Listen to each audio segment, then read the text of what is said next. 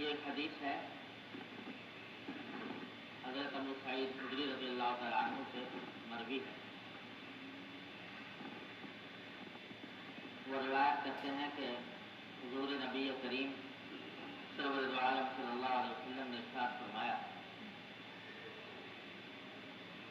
کہ القبر اما حفرۃ من حفر النار او روضۃ من ریاض الجنہ.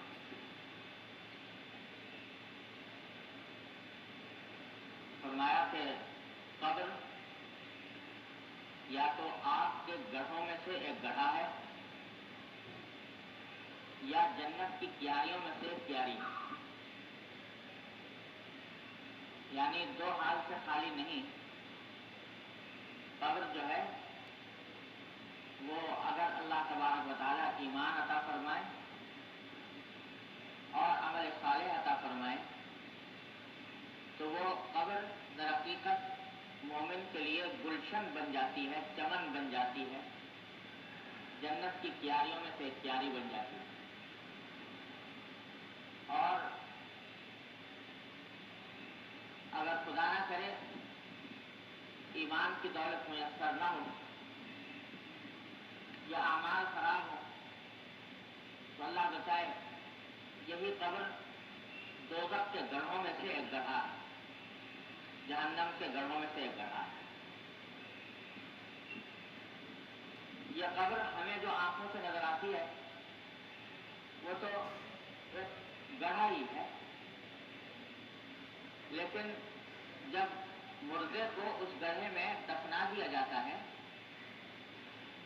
تو مردے کے لیے اس قبر میں ایک نیا عالم شروع ہوتا ہے، ایک نیا جہان. یہ دنیا میں جو کچھ ہم دیکھ رہے ہیں اس کے ماورا، اس کے بعد ایک دوسرا عالم شروع ہوتا ہے جس کو کہا جاتا ہے عالم برزخ. یوں سمجھو تین عالم ہیں، ایک دنیا، ایک آخرت، اور آخرت کے درمیان یہ قبر کا جو عالم ہے اس کو کہتے ہیں عالم برزخ. برزخ عربی زبان میں اصل میں کہتے ہیں دیوار کو. دو چیزوں کے درمیان فاصلہ کرنے کے لیے یا فرق کرنے کے لیے کوئی دیوار اگر اٹھا دی جائے تو اس کو کہتے ہیں برزخ. اور یہ عالم جو مرنے کے بعد سے لے کر آخرت کے شروع ہونے تک یعنی قیامت کے آنے تک جو یہ عالم ہے اس کو برزخ اس لیے کہتے ہیں کہ یہ دنیا اور آخرت کے درمیان ایک حد فاصل ہے. تو ہم تو آنکھوں سے یہ دیکھ رہے ہیں کہ مردے کو ہم نے قبر میں رکھ دیا اور اس کو دفن کر کے چلے آئے، لیکن اس مردے کے لیے اس قبر میں ایک وہ نیا عالم شروع ہوتا ہے جس کو عالم برزخ کہتے ہیں. اور یہ عالم برزخ میرے والد ماجد صلی اللہ تعالیٰ صدر فرمایا کرتے تھے، اللہ تعالیٰ کے درجات بلند فرمایا کرتے تھے کہ یہ قبر جو ہے یہ عالم برزخ یہ در حقیقت ویٹنگ روم ہے، انتظار گاہ. گاہ کی انتظار، آخرت کا انتظار، آخرت کے اندر جو عالم شروع ہونے والا ہے اس کا انتظار. تو اس کے لیے اللہ تبارک و تعالیٰ نے عالم برزخ بنایا. اگرچہ حقیقی جزا و سزا تو شروع ہوگی آخرت میں، جب قیامت قائم ہوگی، حشر ہوگا، نشر ہوگا، حساب و کتاب ہوگا، تو اس کے بعد جزا و سزا کا مرحلہ آئے گا جو انسان کے اعمال کا پورا بدلہ اس وقت ملے گا.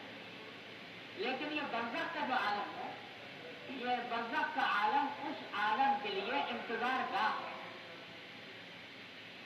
یہ اس میں اس لہٰذا اس انتظار گاہ کے اندر بھی کچھ نمونے دکھائے جاتے ہیں اس انجام کے جو آخرت میں ہونے والا ہے.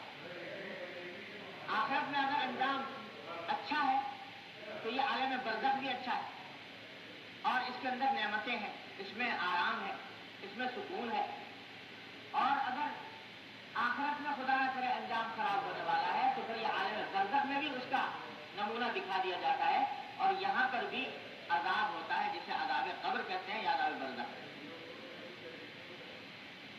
تو عام طور سے دل میں خیال پیدا ہوا کرتا ہے کہ जब जजा और सजा तो होनी है बाद में, हिसाब व किताब के बाद, तो अभी से ये कैसे शुरू हो गया अजाब या सवाब?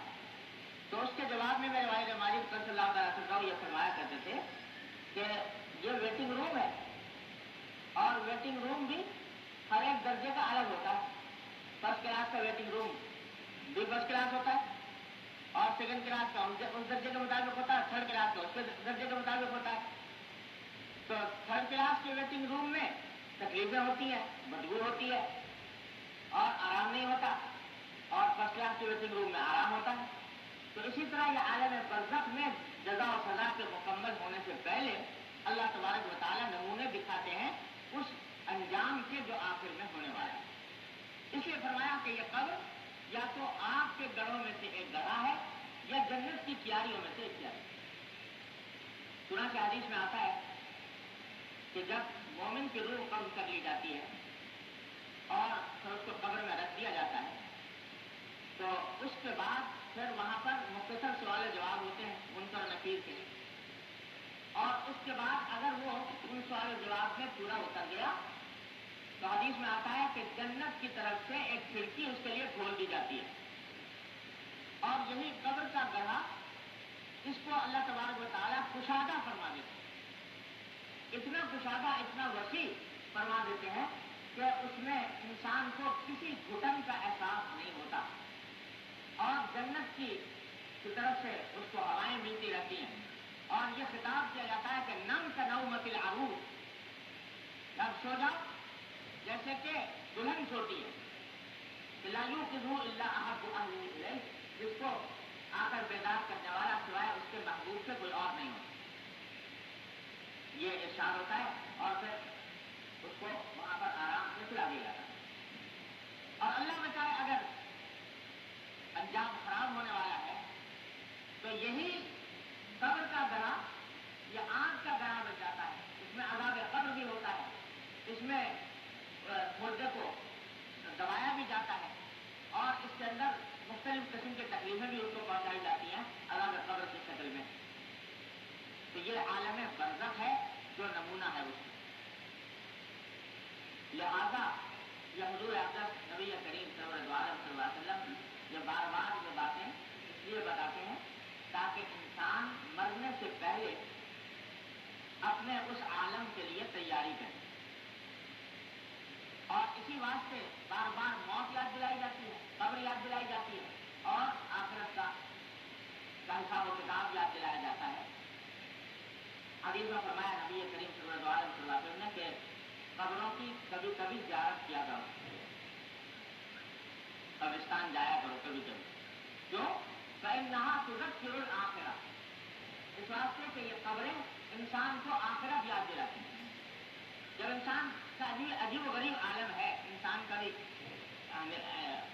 हाल अजीब है कि जब तक जिंदा है और सांस चल रहा है उस वक्त तक बस दुनिया के अंदर फैली हुई रंगीनियों से मुतासिर है, दुनिया ही के हालात को सोचता है, उसी की फिक्र में गलता पेशा है, उसी की भागदौड़ में लगा हुआ है, और उसको यह ख्याल नहीं आता कि एक दिन मुझे इस दुनिया से जाना है।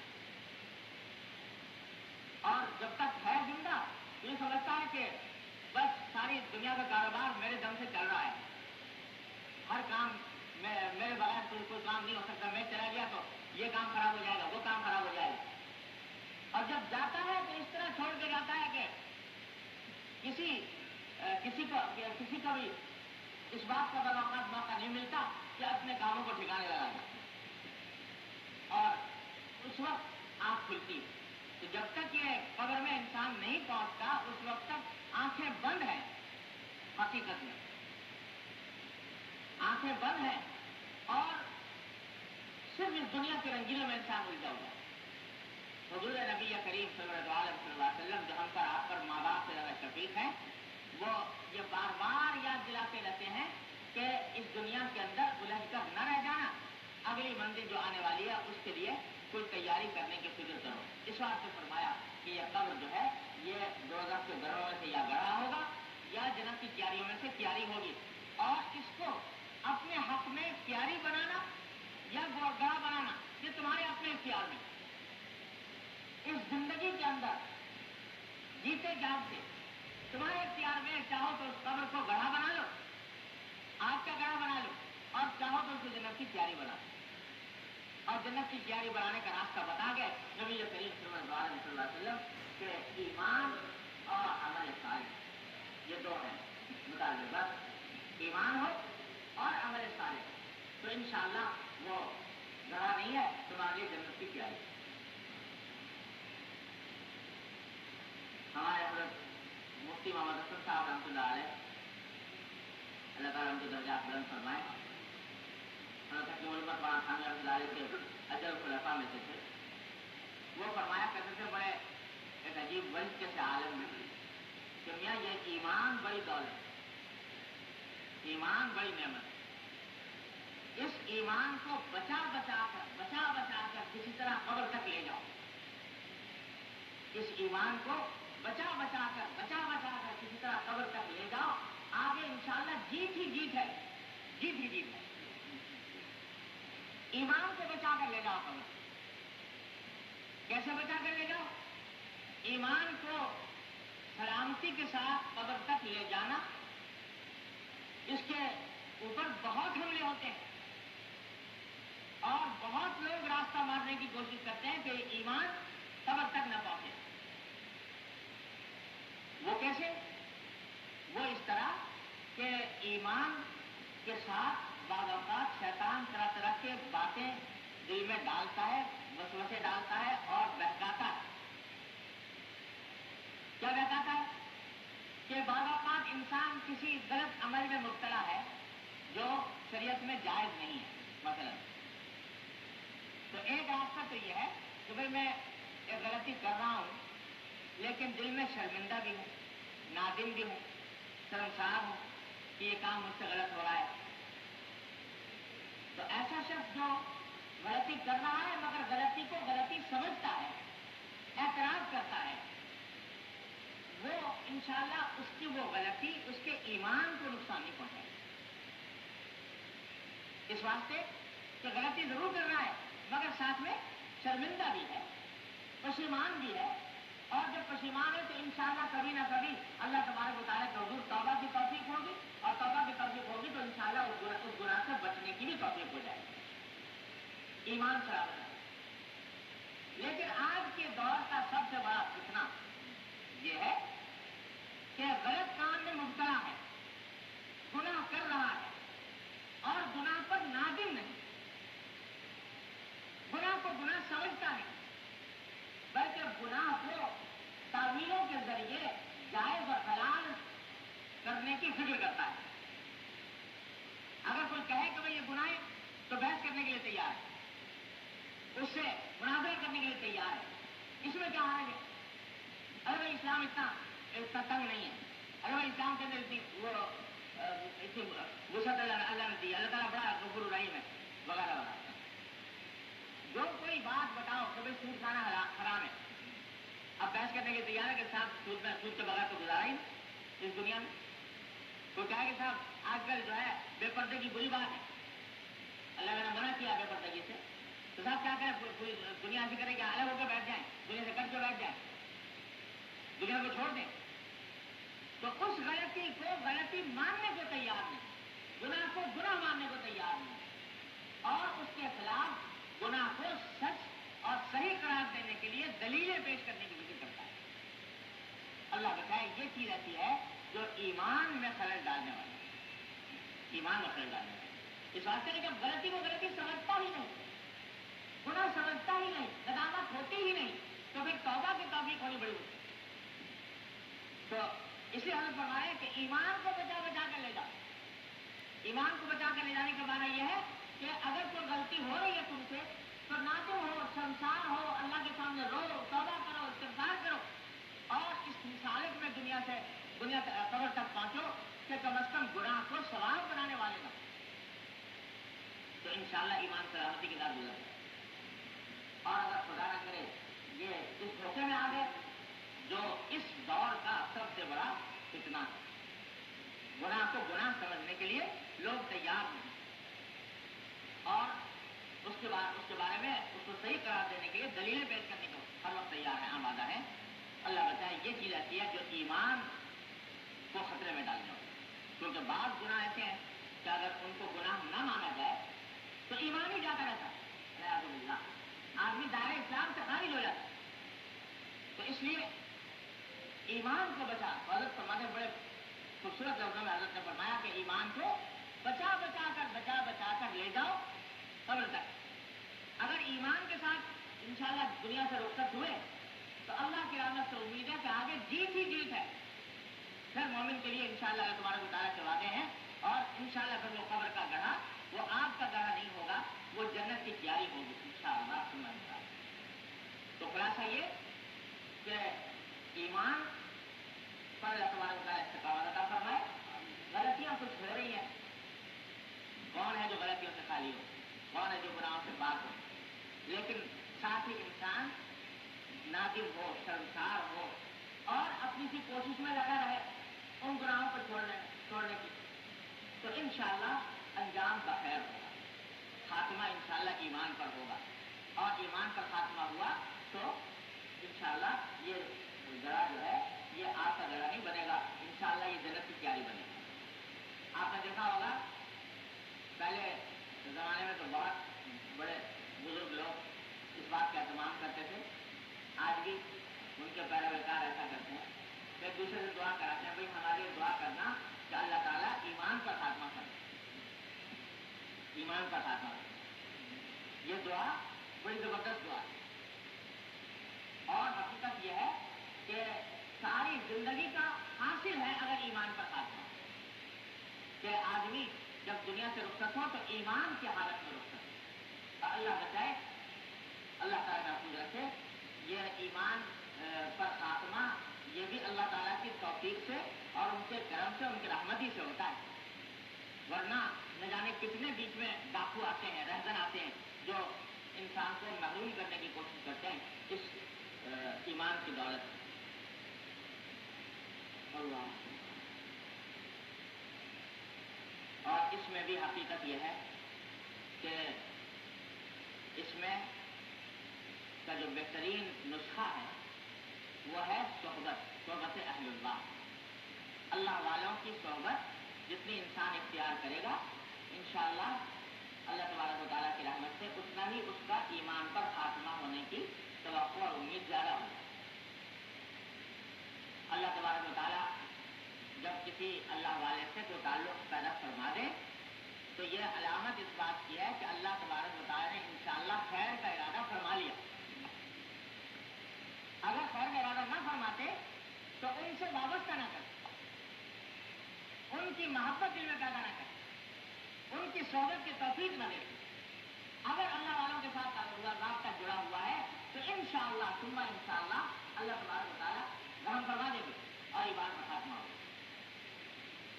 اور یہ اللہ والوں کی ایسی نعمت ہوتی ہے کہ امام راضی رحمۃ اللہ علیہ، امام فخر الدین راضی رحمۃ اللہ علیہ بڑے درجے کے، بہت اونچے درجے کے عالم، فلسفی، متکلم، تفسیر لکھی ہے بہت بڑی عظیم الشان تفسیر کبیر، اور فلسفی منطقی آدمی تھے. ساری عمر اسلام کے عقائد کو دلائل سے ثابت کرنے کے اندر گزری، کتابیں لکھی اور تقریریں کی اور خطبات دیے. ساری عمر اسی کام میں گزری کہ غیر مسلموں سے مقابلہ اور اسلام کے عقائد کو عقلی دلائل سے ثابت کرنا، توحید کو، رسالت کو، آخرت کو. ساری کتابیں پڑھی ہوئی آج بھی چھپی ہوئی ہیں. تو جب یہ علم کے اس سمندر میں غوطے لگا رہے تھے، خیال آیا ایک مرتبہ کہ علم کے اندر تو کام کر رہا ہوں لیکن اپنے عملی اصلاح کے لیے اور اخلاقی اصلاح کے لیے کسی بزرگ سے بھی تعلق قائم کرنا چاہیے. اور کسی بزرگ سے تعلق قائم کے بغیر عام طور سے انسان کی اصلاح ہوتی نہیں. دل میں خیال آیا، معلومات کی کہ بھائی اس وقت کون بڑے بزرگ ہیں، تو پتہ چلا کہ حضرت شیخ نجم الدین کبرا رحمۃ اللہ علیہ بڑے درجے کے ولی اللہ ہیں اور ان کا فیض بڑا جاری ہے، بہت لوگ جا کر فیضیاب ہو رہے ہیں. تو یہ صبر کر کے پہنچے حضرت شیخ نصیرالدین کبرا رحمۃ اللہ علیہ کی خدمت میں کہ جا کر ان سے بیٹھ اور ان سے اپنا اصلاحی تعلق قائم کر. حضرت شیخ نے پوچھا بھائی کیسے آنا ہوا؟ اتنا بڑا عالم اور اتنا بڑا متکلم اور مصنف. انہوں نے کہا کہ میں اس لیے آیا ہوں کہ اپنی اصلاح کرنا چاہتا ہوں اور کچھ تعلق میں اللہ کی دولت آپ کے در سے حاصل کرنا چاہتا ہوں. تو انہوں نے کہا اچھا اگر اس کام کے لیے آئے ہو تو پھر ذرا کڑوی گولی پینی پڑے گی. کہ کیا کڑوی گولی؟ کہ جو تم نے اتنا فلسفہ پڑھا ہے، منطق پڑھی ہے، اور یہ سب فلسفہ منطق کا تمہارے دماغ میں ایک خناس بیٹھا ہوا ہے، تو اس کو نکالنا پڑے گا. اور اس کے جو فلسفہ منطق کا جو دماغ کے اندر ایک خزانہ ہے وہ پہلے نکالو، تو پھر اللہ تبارک و تعالیٰ کے فضل و کرم سے اس کے اندر اللہ کی طرف سے علوم ربانی وارد ہوں. اور شیخ صاحب تصرف سے ایک کمبل ڈالا اور کمبل ڈال کے کہا کہ خاموشی سے بیٹھے رہو اور کچھ تصرف کیا. اللہ عالم کیا تصرف کیا. امام راضی کو محسوس ہوا کہ میں نے جتنے علم حاصل کیا تھا فلسفے کا، منطق کا، وہ سب جا رہا ہے پھاٹتا ہوا، دماغ سے نکلا ہوا. اب یہ بڑے گھبرائے کہ ساری عمر کی پونجی یہ اس طرح ایک لمحے میں جا رہی ہے. تھوڑی دیر تک صبر کیا، اس کے بعد آخر کمبل اتار کے کہا جی میرے بس میں نہیں ہے یہ کام. میرا اچھا تھا کہ یہ میں یہ ساری عمر کی جو میرے علوم ہیں وہ سب رخصت ہو جائیں گے، تو اس واسطے بس آپ میرے ہاتھ میں دعا کرنا اور کسی مجھ سے برداشت نہیں کرنا. میں نے اچھا شاید تمہارے ہاتھ میں دعا کریں گے، باقی چلے گئے. جب اس کے بعد عمر گزری اور یہاں تک کہ جب انتقال کا وقت آیا، نظر کا عالم، اس نظر کے عالم میں شیطان پہنچ گیا، ابلیس، اور آپ جا کر کہا کہ حضرت جا رہے ہو دنیا سے تو یہ بتاؤ کہ کچھ ہاتھ میں کچھ صحیح بات لے کے بھی جا رہے ہو یا ایسے ہی رخصت ہو رہے ہو؟ اس نے کہا جی الحمدللہ صحیح بات لے کے رخصت ہو رہا ہوں. تو صحیح بات کیا ہے؟ کلمہ لا الہ الا اللہ محمد رسول اللہ توحید لے کر رخصت ہو رہا ہوں.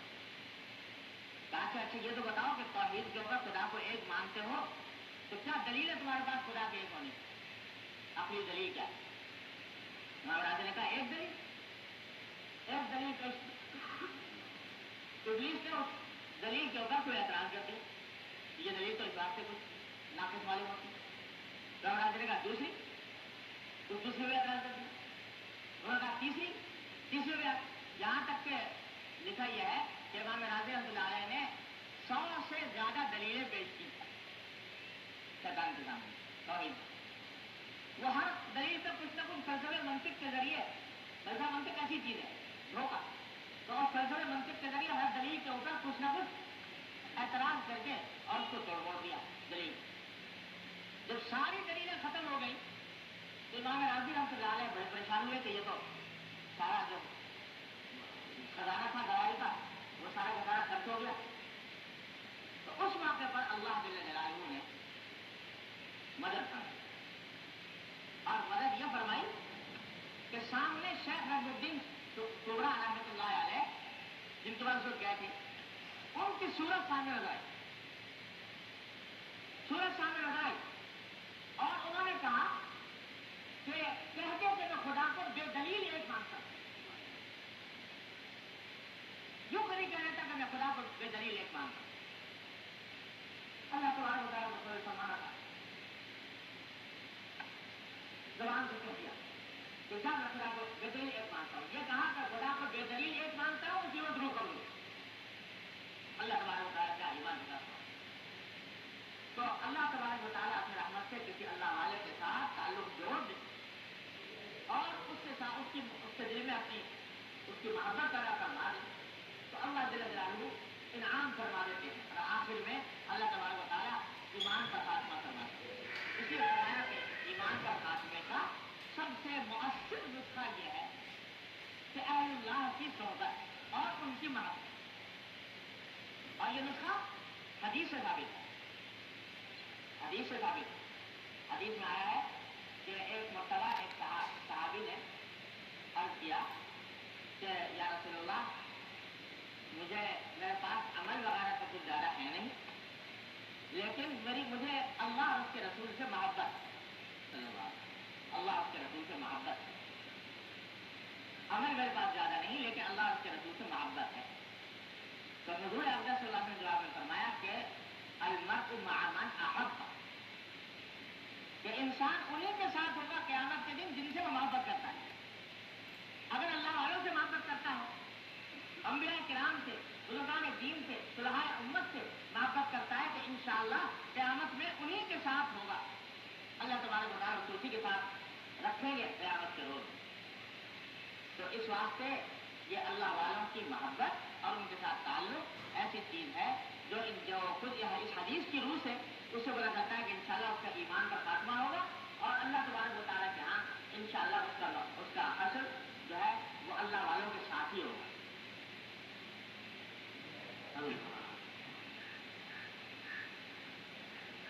یہاں یہ بات بھی عرض کر دوں کہ یہ متعدد احادیث میں آیا ہے اور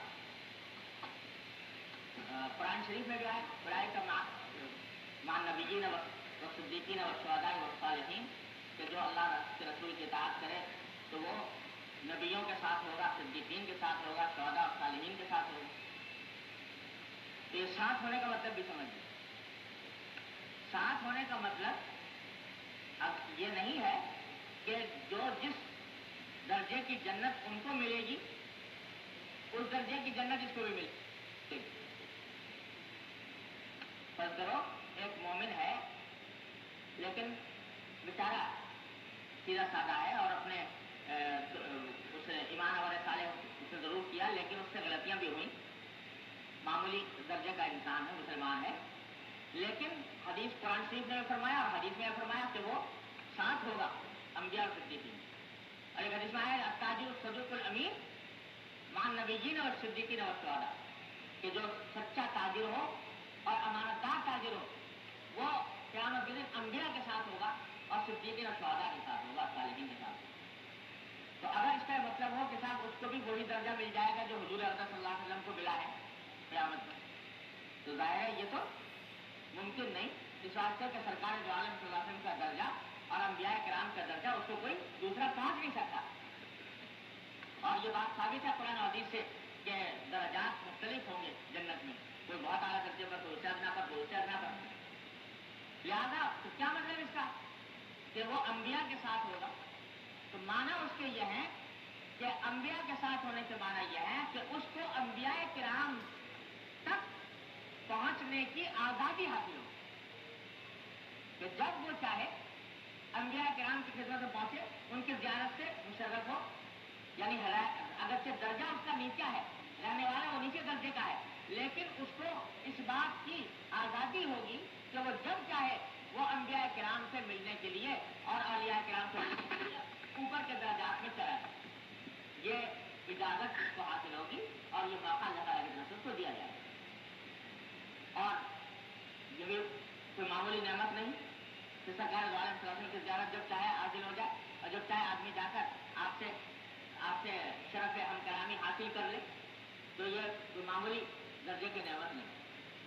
اور چونکہ جنت کا معاملہ عجیب و غریب ہے تو اس واسطے علماء کرام نے لکھا کہ جب یہ لوگ مومنین حضور اقدس نبی کریم صلی اللہ علیہ وسلم کی زیارت کے لیے حاضر ہوں گے اوپر کے درجات میں، جب کبھی طور پر یہ سوال پیدا ہوتا ہے کہ جب رہنے والے ہیں نیچے درجے کے اور جائیں گے انبیاء کرام کے اوپر والے درجات میں، وہاں نعمتیں کچھ اور عظیم الشان قسم کی ہوں گی، وہاں کا عالم کچھ اور ہی ہوگا، اس کو دیکھ کر ہو سکتا ہے ان کے دل میں یہ حسرت پیدا ہو کہ بھائی یہ درجہ جو ان حضرات کو ملا ہوا ہے وہ مجھے نہیں ملا۔ تو ساتھ میں یہ بتا دیا گیا کہ وہاں پر یہ حسرت کے جذبات ختم ہو جائیں، وہاں کسی بھی نچلے درجے کے جنتی کو کسی اوپر کے درجے کے جنتی پر نہ رشک ہوگا، نہ حسد ہوگا، نہ اس بات کی حسرت ہوگی کہ یہ درجہ ہمیں تو نہیں ملا، بلکہ وہ اس سے یہ جذبات ہی ان کے اندر سے ختم ہو جائیں گے۔ لہٰذا اس کو کوئی تکلیف وہاں پر نہیں پہنچے گی اس بات کہ اس نے کسی بڑے درجے کو دیکھا تو میرے حسرت پیدا ہوئی کہ بھائی مجھے کیوں نہیں ملا۔ تو بہرحال یہ مانا ہے उन हजरात अंबिया किराम और औलिया किराम के साथ होने से कि उनके पास आने जाने की सहूलत हर वक्त मैसर होगी, और ये बड़ी नेमत है जो हासिल होगी अल्लाह से ताल्लुक़ रखने वाले। अल्लाह तबारक व तआला अपनी रहमत से, फज़ल व करम से हम सबको इसकी तौफ़ीक़ अता फरमाए। हदीस में आता है कि जब नबी करीम सल्लल्लाहु अलैहि वसल्लम ने ये बयान फरमाया कि हर इंसान अपने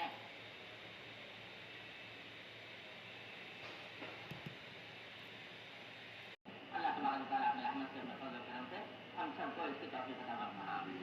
हदीस में आता है कि जब नबी करीम सल्लल्लाहु अलैहि वसल्लम ने ये बयान फरमाया कि हर इंसान अपने उन लोगों के साथ होगा जिनसे मोहब्बत करता है, तो सहाबे किराम ने इतनी खुशी मनाई इस हदीस को सुनकर कि इतनी खुशी उनको किसी बात पर नहीं हुई थी जितनी ये बात सुनकर हुई कि मोहब्बत जिनसे करता है इंशाअल्लाह उनके साथ होगा। इस वास्ते के सहाबे किराम ने फरमाया कि हमें तो इसमें कोई शुबा नहीं कि मोहब्बत है नबी करीम सल्लल्लाहु अलैहि वसल्लम। इस वास्ते बड़ी नेमत है कि हमें यह मौका मिलेगा। और एक हदीस में आता है कि एक सहाबी थे, उन्होंने एक मरतबा हुजूर नबी करीम सल्लल्लाहु अलैहि वसल्लम से एक अजीब बात पूछी, और उन्हीं के सदक़े में ये सारा इल्म हमें हासिल हुआ जो मैं आपको बता रहा हूँ। उन्होंने हुजूर अक़दस सल्लल्लाहु अलैहि वसल्लम से ये पूछा कि या रसूल अल्लाह, मेरा आलम यह है कि जब मैं आपके पास से जाता हूँ घर, तो घर में भी मैं हर वक्त आपका तसव्वुर दिल दिमाग पर छाया रहता है, आप ही की बातें याद आती हैं और आप मुझे याद आते हैं घर के अंदर, और बाज़ औक़ात आपकी याद इतनी ज्यादा शदीद हो जाती है कि मैं सब्र नहीं कर सकता और बेचैन हो जाता हूँ और अपने घर से चल पड़ता हूँ, और फिर जब आपकी ज़ियारत कर लेता हूँ तो सुकून हो जाता है। तो घर जा चला जाता हूँ, फिर आपकी याद आने लगती है, और फिर जब याद से बेचैन होता हूँ दोबारा आपकी खिदमत में हाज़िर हो जाता हूँ। तो यहाँ तो अल्लाह ताला ये सहूलत मुझे अता फरमा रखी है कि मैं जब चाहूँ अपनी इस याद की तस्कीन के लिए आपकी खिदमत में हाजिर हो जाऊँ। तो मुझे यह फिक्र है कि जब आखिरत का आलम आएगा तो आप तो खुदा जाने किस आला इल्लियीन के किस दर्जे में होंगे और हम न जाने कहाँ होंगे। तो उस वक्त में वहां जब आपकी याद आएगी तो फिर मैं आपसे कैसे मिल सकूंगा, इतने बड़े ऊंचे दर्जे तक मेरी रसाई कैसे होगी कि मैं आपसे जाकर मिलूं। तो इस वास्ते मेरे दिल में ये परेशानी है कि जब यहाँ बेचैन होता हूँ तो वहां तो और ज्यादा बेचैन होगा, और उस वक्त में रास्ता कोई होगा नहीं कि आप तक मैं कैसे पहुंचूं और किस तरह आपकी ज़ियारत करूं। तो ये मेरे दिल में परेशानी है। इस परेशानी का क्या है, ये सवाल किया उन साहबी ने। तो रिवायत में आता है कि हज़रत सल्लल्लाहु अलैहि वसल्लम ने जब सवाल सुना तो सुनकर खामोश हो गए, इस वास्ते कि उस वक्त तक जरिए वही आपको इस बारे में कोई इल्म दिया नहीं गया था। खामोश हो गए।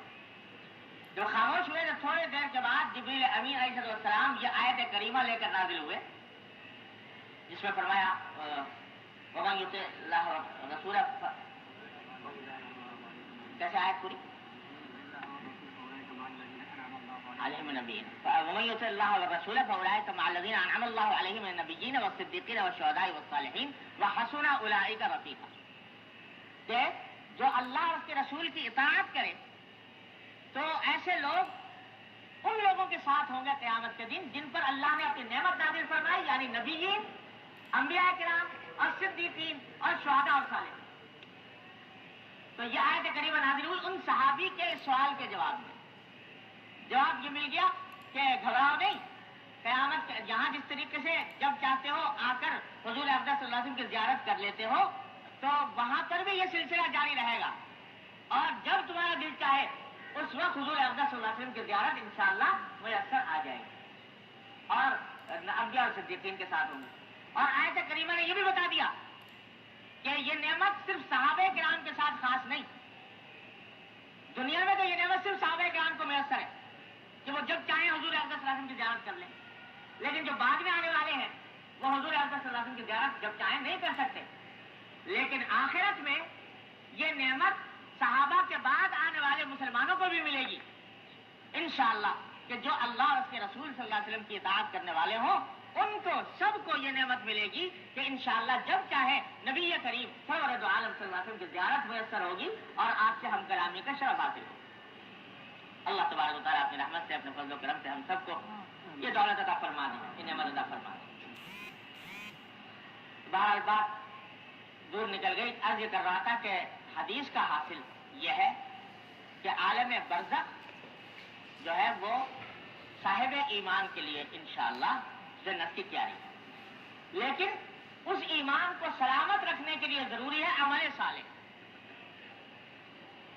ایمان کو سلامت رکھنے کے لیے، سلامتی کے ساتھ دنیا سے رخصت ہونے کے لیے ضروری ہے عمل صالح، اور عمل صالح کی کوشش میں لگا رہنا۔ اگر کوئی غلطی ہو جائے تو اس کو صحیح ثابت کرنے کی فکر کیے بغیر آدمی اس پر نادم ہو، شرمسار ہو، توبہ استغفار کرے، اللہ تبارک و تعالیٰ سے معافی مانگے، نہ یہ کہ سیدھے زوری کرے۔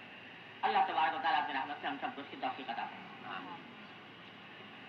آگے ارشاد فرمایا، ایک دوسری حدیث ہے حضرت کعب بن مالک رضی اللہ تعالیٰ، وہ فرماتے ہیں کہ نبی کریم صلی اللہ علیہ وسلم نے ارشاد فرمایا کہ ارواح المؤمنین فی حواصل طیور خضر معلقۃ تحت العرش، کہ مومنین کی روحیں کچھ سبز پرندوں کے کوٹوں میں ہوں گی۔ حواصل کہتے ہیں سینے کے اندرونی حصہ، اس کو کہتے ہیں حواصل۔ تو مومنوں کی ارواح عالم برزخ میں وہ سبز پرندوں کے اندرونی سینے کے اندرونی حصے میں ہوں گی، اور یہ عرش کے نیچے معلق ہوں گی۔ اب اس کا تصور تو ہم آپ کر نہیں سکتے، اس واسطے کہ اس عالم کی کیفیات ہماری آپ کی سمجھ سے بالا تر ہے۔ جب تک آدمی دیکھ نہ لے اس وقت تک اس عالم کی کسی کیفیت کو نہ سمجھ سکتا ہے، نہ اس کو تعبیر کر سکتا ہے، نہ اس کا تصور کر سکتا ہے۔ لیکن آپ نے یہ بتایا کہ مومنین کی ارواح جو ہیں وہ وہاں عرش کے نیچے ایسے پرندوں کی شکل میں ہوں گی۔ بعض روایتوں میں آتا ہے، بعض روایتوں سے یہ بات معلوم ہوتی ہے، بعض روایتوں میں یہ معلوم ہوتا ہے کہ مومن کی روح کو اللہ تبارک و تعالیٰ مرنے کے بعد آزادی دے دیتے ہیں اور وہ جہاں چاہے جا سکتی ہے۔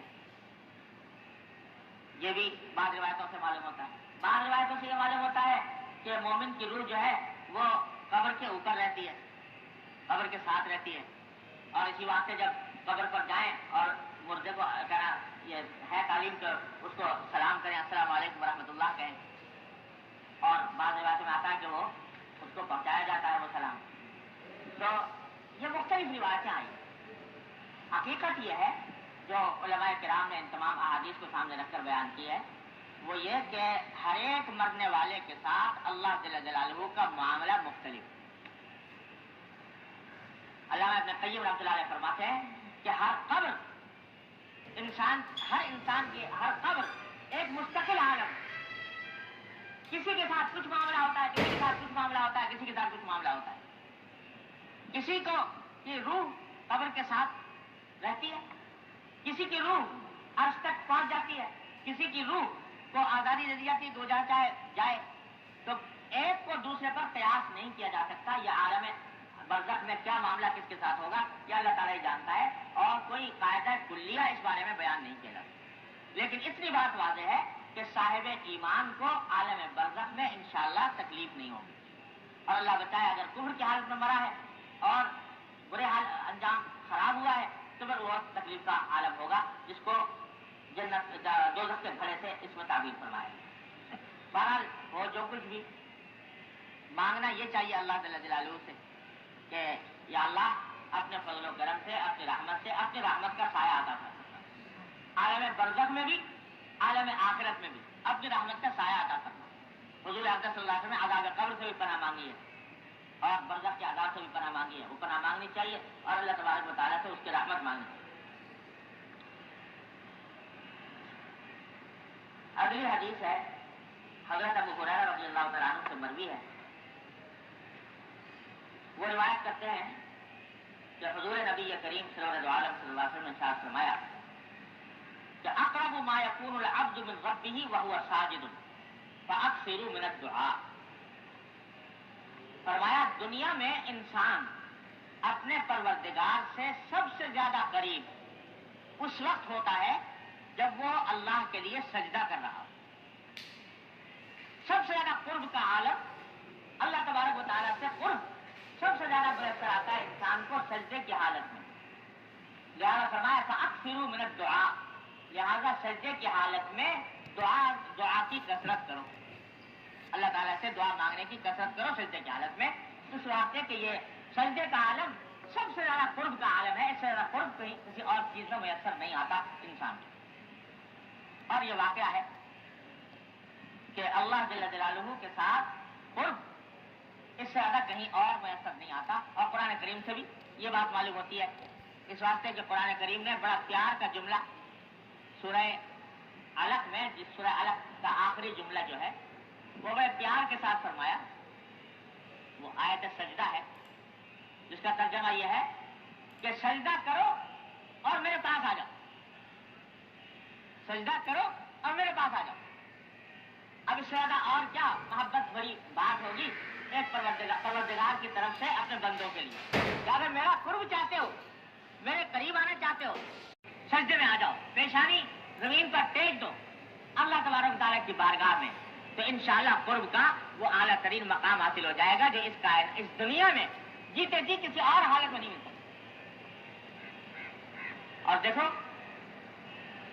اللہ جل جلالہ نے حضور رحمت العالمین صلی اللہ علیہ وسلم کو جو اپنے قرب کا مقام عطا فرمایا، یعنی معراج، ساتوں آسمانوں سے اوپر، اور اس مقام تک پہنچایا جہاں جبریل امین بھی علیہ الصلوۃ والسلام نہیں پہنچ سکتے تھے.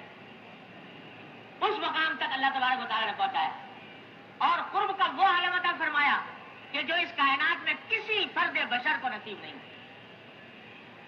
اور نہ جانے وہاں کیا راز و نیاز اللہ اور اللہ کے رسول صلی اللہ علیہ وسلم کے درمیان ہوئے، کیا باتیں ہوئی، ہمارا اس کا تصور بھی نہیں کر سکتے. وہ مقام عطا فرمایا.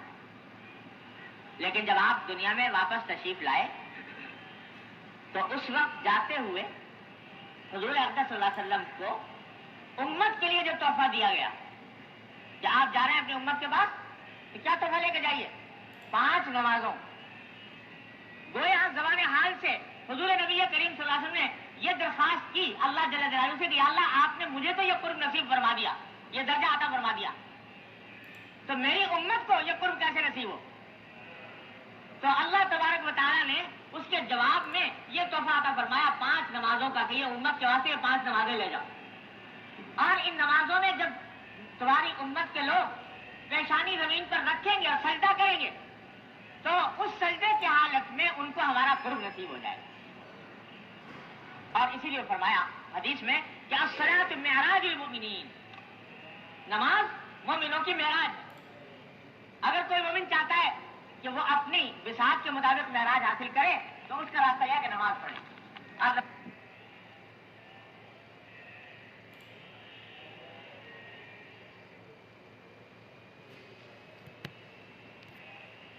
حاصل ہوا تو ہر امتی کے لیے یہ قرب کا درجہ لے آئے کہ اب سجدہ کرو اور سجدہ کر کے پاس آ جاؤ، اللہ تبارک و تعالیٰ کے قریب آ جاؤ.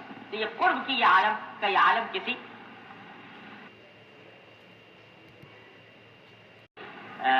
جسمانی، لیکن اللہ جل جلالہ کے ساتھ محبت کا قرب، عظمت کا قرب، ابدیت کا قرب اللہ تبارک و تعالیٰ اس سجدے کا ادا کرتا ہے.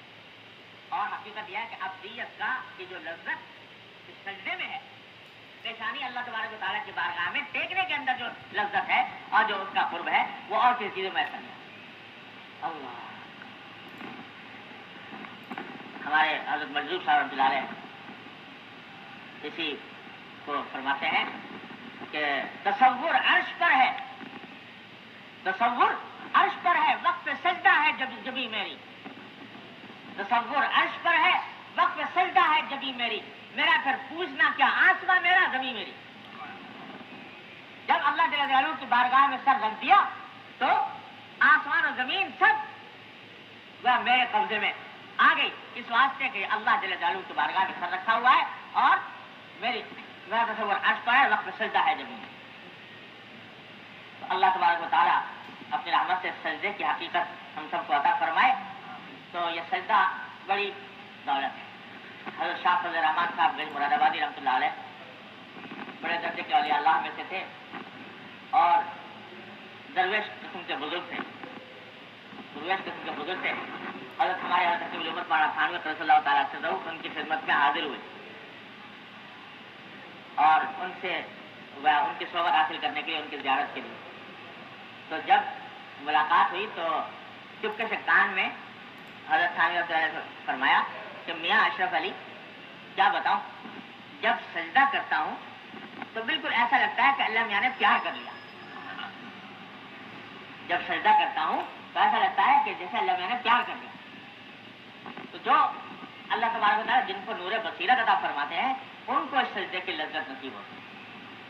اور ذرا یہ جب سجدہ زمین پر کرو تو جب یہ جملہ بھی عجیب سکھایا نبی کریم صلی اللہ علیہ وسلم سجدے میں کیا کہا، کیا سبحان ربی الاعلیٰ. میں نے جو سجدہ کیا ہوا ہے زمین کے اوپر، یعنی میرے ماحول میں جو سب سے پست جگہ ہے، میں نے زمین پر اس جگہ پر اپنی زمین ٹیکی ہوئی ہے. کس کے لیے؟ ربی الاعلیٰ، اس پروردگار کے لیے جو اعلیٰ ترین ہے، سب سے بلند و بالا ہے. تو ذرا سا یہ لفظ جو ہے نا، یہ سجدے میں سبحان ربی الاعلیٰ، پاک ہے میرا وہ پروردگار جو اعلیٰ ترین ہے. سبحان ربی الاعلیٰ، میں پاک ہے میرا وہ پروردگار جو اعلیٰ ترین ہے. اس بات کا تصور کر کے ذرا سا دل لگا کر کہو. ہمارے حضرت فرمایا کرتے ہیں حضرت صاحب صلی اللہ تعالیٰ سے رہو کہ ایک مرتبہ بھی اگر سچے دل سے اخلاص سے نکل گیا سجدے کی حالت میں سبحان ربی الاعلیٰ تو کچھ بعید نہیں ہے کہ اللہ تعالیٰ اسی سے بیڑا پار فرمائے. فرمایا جب سجدے میں سر رکھو اور یہ کہو تو ذرا سوچ کے کہا کرو کیا کہہ رہا ہوں، کس کے آگے سر رکھا ہوا ہے، کس کی بارگاہ میں سر رکھا ہوا ہے اور کیا کہہ رہا ہوں، سبحان ربی الاعلیٰ، میرا پروردگار اعلیٰ ہے. تو یہ ایک مرتبہ ذرا سوچ کے کہہ دیا تو انشاءاللہ وہ سجدہ قبول ہو گیا اللہ تبارک و تعالیٰ کے بارگاہ میں، تو بس بیڑا پار انشاءاللہ. یہ ایسا قرب کا مقام. اسی لیے حضور اقدس صلی اللہ علیہ وسلم فرماتے ہیں کہ جب سجدے کی حالت میں ہو تو کثرت سے دعا کرو. فرائض میں تو حضور کا معمول نہیں تھا سجدے کی حالت میں دعا کرنے کا، لیکن نفلوں میں جیسے تہجد میں، اشراق میں، اوابین میں یا ویسی نفلوں میں جب سجدے میں گئے سبحان ربی الاعلیٰ جتنی مرتبہ کہنا ہے کہا اور اس کے بعد اپنی عرض و نیاز پیش شروع کر دی دعاؤں کے ذریعے. کیسی دعائیں؟ قرآنی دعائیں، جو قرآن میں دعائیں آئی ہیں وہ، یا حضور اقدس صلی اللہ علیہ وسلم سے جو دعائیں معصور ہیں، منقول ہیں، وہ ادعیہ معصورہ عربی زبان کی دعائیں. سجدے میں زبان وہاں کی سرکاری زبان وہی ہے بھائی، عربی. وہاں اردو میں نہیں چلے گی درخواست. اس حالت نماز میں درخواست جو ہے وہ عربی میں ہوگی. البتہ بہتر یہ ہے کہ وہ دعائیں جو حضور اقدس نبی کریم صلی اللہ علیہ وسلم نے مانگی ہیں وہ جتنی آدمی یاد کر سکے اور ان کو سجدے کی حالت میں مانگے تو اس کا مزہ ہی کچھ اور. اس واسطے کہ حضور اقدس صلی اللہ علیہ وسلم نے دنیا آخرت کی کوئی حاجت ایسی نہیں ہے جو ان دعا میں چھوڑ دی. کوئی مانگ نہیں سکتا، مانگے تو درکنار تصور نہیں کر سکتا ان نعمتوں کا جو حضور اقدس صلی اللہ علیہ وسلم نے مانگی اپنی دعاؤں میں. اور جتنی بھی دعائیں قرآن کی آتے ہیں ربنا آتنا فی الدنیا حسنۃ وفی الآخرۃ حسنۃ ربنا لا تزغ قلوبنا بعد إذ هديتنا ربنا هب لنا من أزواجنا وذريتنا قرة أعين. اور جتنی دعائیں معصور یاد ہوں سجدے کی حالت میں نفلوں کے اندر خوب مانگو اللہ تبارک و تعالیٰ. اور اس کے مانگنے میں انشاءاللہ جو اللہ تعالیٰ اپنی رحمت سے اس کی صحیح حقیقت عطا فرمائے تو اس میں لطف بھی ہے اور قرب کے اندر اور اضافہ ہوگا. جتنا مانگو گے اس حالت میں اتنا انشاءاللہ قرب میں اور اضافہ ہوگا. اس وقت حضور اقدس صلی اللہ علیہ وسلم فرماتے ہیں کہ سجدے کی حالت میں کثرت سے دعائیں مانگو. اللہ تعالیٰ ہم سب کو توفیق عطا فرمائے. آگے حدیث ہے حضرت عائشہ صدیقہ رضی اللہ تعالیٰ عنہا سے روایت ہے. وہ فرماتی ہیں کہ نبی کریم صلی اللہ علیہ وسلم نے فرمایا کہ احب الاعمال الی اللہ ادومها وان قل، کہ تمام اعمال میں اللہ جل جلالہ کو سب سے زیادہ محبوب وہ عمل ہے جو انسان پابندی سے کرے، نفلی اعمال میں جو عمل پابندی سے کرے وہ اللہ تعالیٰ کو بہت محبوب ہے۔ وَإِن قَلَّ، چاہے تھوڑا ہی ہو، تھوڑا ہو لیکن انسان پابندی سے کرے۔ مثلا معمول بنا لیا کہ بھائی میں 2 رکعتیں پڑھا کروں گا فلاں وقت، یا آدھا پارہ قرآن کریم کی تلاوت کیا کروں گا، تو اس معمول کی پابندی کرے، روز پڑھے، چھوڑے نہیں، چاہے کم ہی ہو۔ لہذا اس واسطے بزرگوں نے فرمایا کہ معمول بناتے وقت انسان کو یہ دیکھنا چاہیے کہ کس معمول کو میں نبھا سکتا ہوں پابندی سے، اتنا ہی معمول مقرر کرے، اس سے زیادہ نہ کرے۔ اور وہ تھوڑا بھی ہوگا، پابندی سے ہوگا تو انشاءاللہ وہ بڑا فائدہ پہنچائے گا۔ اور اگر ہے ایک مرتبہ بہت زیادہ کر لیا، دوسرے دن چھوڑ دیا، تیسرے دن بہت زیادہ کر لیا، پھر چوتھے دن چھوڑ دیا، تو یہ چیز جو ہے یہ اتنا مفید نہیں ہوتی جتنا پابندی کے ساتھ کیا ہوا ہے۔ ہمارے حضرت مثال دیا کرتے تھے کہ اس کی مثال یوں سمجھو کہ جیسے کسی پتھر پر ایک نل سے ایک قطرہ ٹپک رہا ہے تو ایک قطرہ، اور جب ٹپکتا ہے تو پتھر کا بال بھی بیکا نہیں ہوتا ایک مرتبہ ٹپکنے میں، لیکن وہی ٹپکتا رہے اور مہینوں ٹپکتا رہے تو پتھر میں سوراخ کر دیں، اور ایک مرتبہ آپ نے نل بہت زور سے چھوڑ دیا جس میں لاکھوں قطرے ایک ساتھ بہہ گئے، لیکن پتھر کا کوئی ٹس سے مس بھی نہ ہوا، بعد میں بند کر دی، لیکن ایک ایک قطرہ ٹپکے گا تو پتھر میں سوراخ کر دے۔ تو اسی طرح اگر عمل تھوڑا ہو لیکن پابندی سے کیا جاتا ہے اللہ تبارک و تعالیٰ کی رضا کے لیے اخلاص کے ساتھ، تو وہ پھر انشاءاللہ بہت فائدہ مند ہوتا ہے۔ اور اگر پابندی نہ کی، تھوڑا کیا، زیادہ کیا مگر چھوڑ دیا، تو وہ اتنا کارآمد اور پائیدار نہیں ہوتا۔ یہ مضمون پہلے بھی بارہا گزر چکا ہے۔ اللہ تبارک و تعالیٰ اپنی رحمت سے ہم سب کو اس کی توفیق عطا کرے۔ اگلی حدیث ہے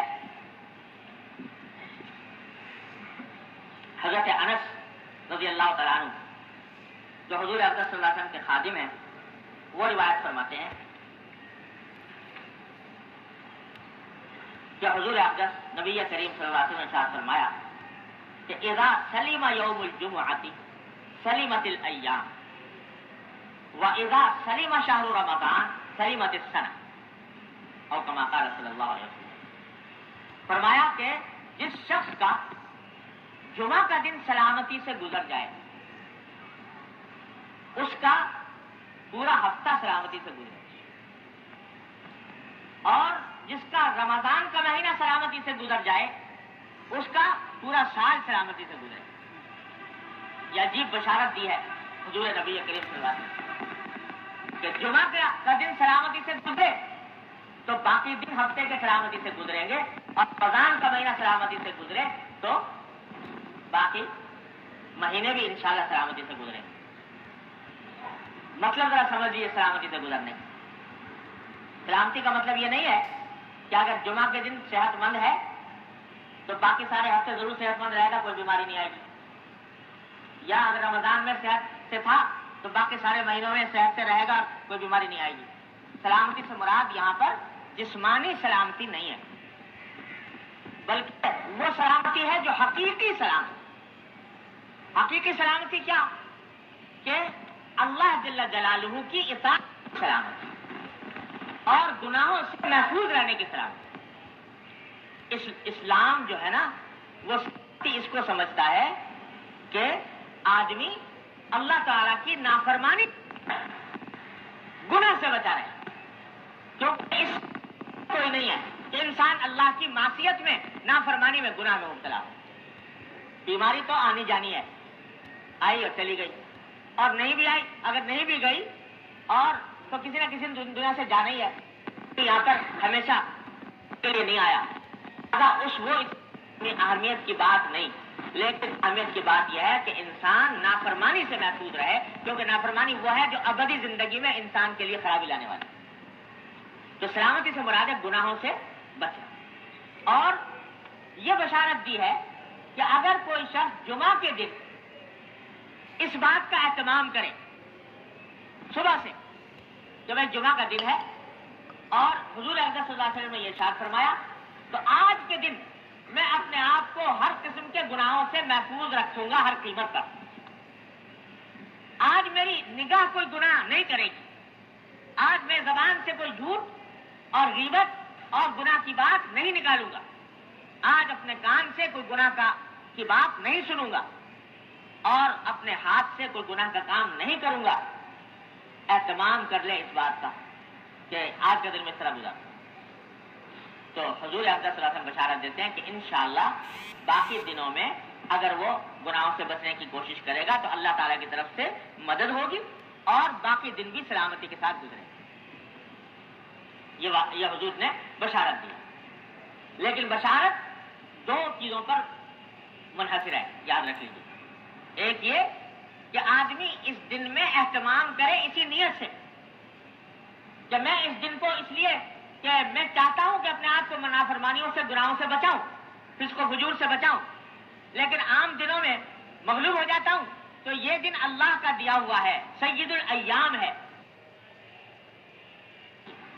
ایک یہ کہ آدمی اس دن میں اہتمام کرے اسی نیت سے کہ میں اس دن کو اس لیے کہ میں چاہتا ہوں کہ اپنے آپ کو نافرمانیوں سے، گناہوں سے بچاؤں، فسق و فجور سے بچاؤں، لیکن عام دنوں میں مغلوب ہو جاتا ہوں. تو یہ دن اللہ کا دیا ہوا ہے، سید الایام ہے، تمام دنوں کا سردار ہے. اللہ تعالیٰ نے اس کو خاص فضیلت بخشی ہے. تو اس دن کی عظمت اور فضیلت کی برکت سے میں اپنے آپ کو اہتمام سے بچاؤں گا کہ ان دنوں میں کم از کم آج کے دن کوئی یہ گناہ سرزد نہ ہو، اور پھر باقی دنوں میں کوشش کرتا رہوں گا. تو انشاءاللہ اس کی کوشش کامیاب ہوگی اور اول تو گناہ کا صدور نہیں ہوگا انشاءاللہ، اور اگر بالفرض کوئی غلطی سرزد ہو بھی گئی تو انشاءاللہ توبہ کی، استغفار کی توفیق ہوگی اور اللہ تبارک و تعالیٰ کے یہاں سے مغفرت کا پروانہ ملے گا. اور یہی حال رمضان کا ہے. اس واسطے بزرگ جو ہیں یہ فرماتے ہیں کہ بھئی جمعہ کے دن ذرا خاص طور پہ اہتمام کرو، خاص طور سے اہتمام کرو گناہوں سے بچنے کا. ہمارے ہاں الٹا معاملہ یہ ہو گیا کہ جب سے جمعہ کی چھٹی ہوئی تو ساری دنیا کی خرافات جمعہ کے دن جمع ہو گئی. اب جمعہ کے دن جتنی چونکہ چھٹی ہے تو چھٹی کا مطلب لوگ یہ سمجھتے ہیں کہ ہر قاعدے قانون سے، اصول سے، اخلاق سے، مذہب سے چھٹی. لہذا جتنی خرافات، جتنے گناہ اور جتنے برے کام جو ہیں وہ جمعہ کی رات میں اعوذ باللہ کیے جاتے ہیں، وہ شاید پورے ہفتے بھی نہیں کیے جاتے ہوں. تو یہ چھٹی کی رات ہے، لہذا خوب اس میں گانا بجانا اور خوب اس میں نگاہوں کو ٹی وی میں اور فلموں میں خراب کرنا اور فضولیات کے اندر اپنا وقت ضائع کرنا، اور جمعہ کا دن جو ہے وہ بجائے اللہ تعالیٰ کی عبادت اور اللہ تعالیٰ کی طرف رجوع کرنے کے گناہوں کے اندر مبتلا رہے. اعوذ باللہ. بھائی یہ دن اس لیے بنایا تھا اللہ تبارک و تعالیٰ نے کہ یہ دن سید الایام قرار دیا.